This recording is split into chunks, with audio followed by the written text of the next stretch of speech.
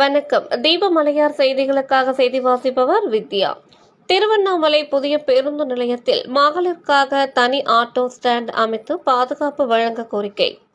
புதிய பேருந்து நிலையத்தில் மகளிருக்கு ஆட்டோ ஸ்டாண்டுக்கு இடமில்லை. அந்த பகுதியில் உள்ள ஆட்டோ ஸ்டாண்டு ஓட்டுநர்கள் மிரட்டல்.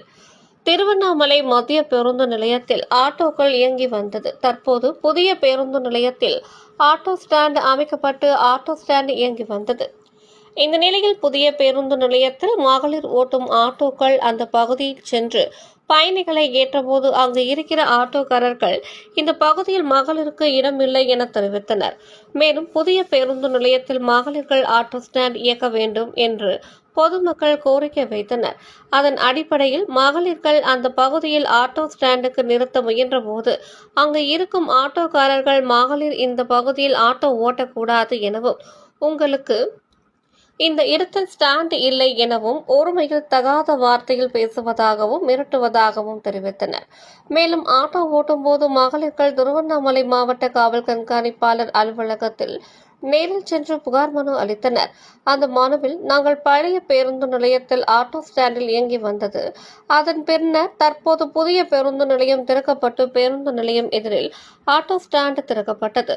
தற்போது அங்கு ஆட்டோக்கள் இயக்கப்பட்டு வருகிறது. அதன் ஒரு பகுதியில் மகளிருக்காக ஆட்டோ ஸ்டாண்ட் இயக்க வேண்டும் என்று நாங்கள் அந்த பகுதிக்கு சென்றோம். ஆனால் அங்கிருக்கும் ஆட்டோ ஸ்டாண்ட் நபர்கள், நீங்கள் இந்த பகுதிக்கு வரக்கூடாது என்றும், உங்களுக்கு இந்த பகுதியில் ஆட்டோ ஸ்டாண்ட் இடமில்லை என்றும் தகாத வார்த்தை பேசி மிரட்டிவிட்டதாக தெரிவித்தனர்.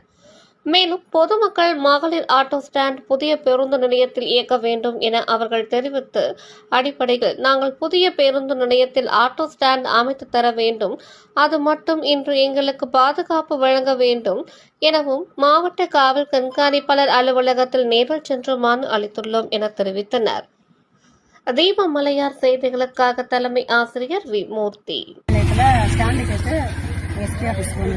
சார் எங்களுக்கு முன்னுரிமை கொடுத்து ஓப்பன் பண்ணி கொடுக்க சொல்லியிருக்காங்க.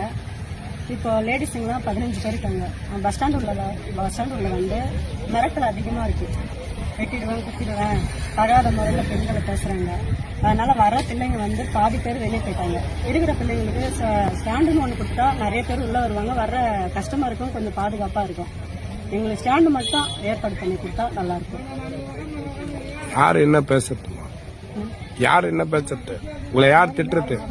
அந்த ஸ்டாண்ட்ல உள்ளவங்க ஒரு 10 பேர் உள்ளே வரக்கூடாது அப்படின்ற மாதிரி பேசுறாங்க சார்.